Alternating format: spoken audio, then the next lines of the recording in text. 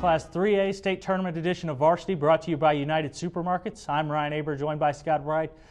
Scott, certainly an interesting tournament from top to bottom. You've got Millwood entering as the #1 seed. They're a team who's played well all year, which is really unusual for them. And then you've got Cassia Hall in the bottom, the defending state champions. But what is the best first-round matchup you see out of these four? Honestly, I look at Cassia Hall's first-round game, and now I picked them to win the thing from the start, but you look at Plainview, they're a team that I got to see early in the year when they came and played in the Bethany tournament, and they're a team with a lot of weapons, a lot of seniors, and Gary Inglet is one of the best players in this field. And so I think that they really have a chance to pull off that first-round upset. I think that could be the toughest game that Cassia sees until the finals.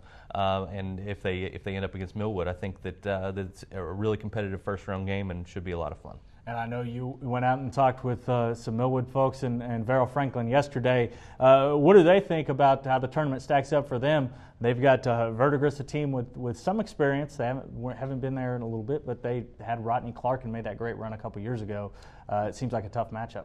Yeah, it will, because it's kind of a clash of styles. You know, Millwood is a team that likes to push the ball and use its athletic ability. Verdigris will be a team they'll try to slow it down and you know, make as many passes as they have to get a good look at a bucket, and they'll really stress the Millwood defense, make sure that they're you know, in position at all times, and that'll be the tough matchup for Millwood, I think. But they have a lot of talent. They have a lot of kids, you know, a lot of juniors who are just they're just fearless, really. Essentially, they're not afraid.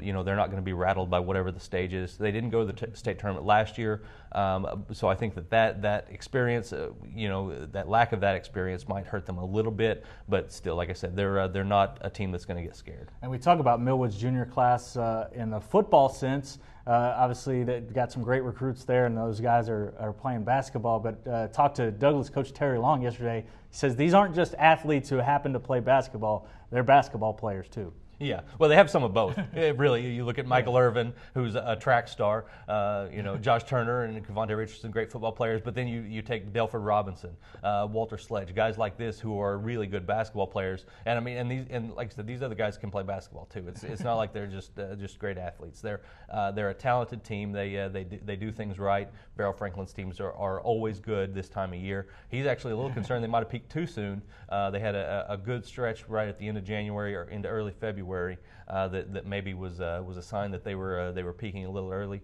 but I still think they're going to be around in the end. And you pick Cassia Hall. Do you stick with that pick? Yeah, I'm sticking with that just because I do think the experience of being the defending champs, all seniors starting on this team, I think that's going to ultimately win out in the end. Scott, thanks for joining us, and thank you. Check us out every day at newsok.com/varsity for the best high school coverage anywhere.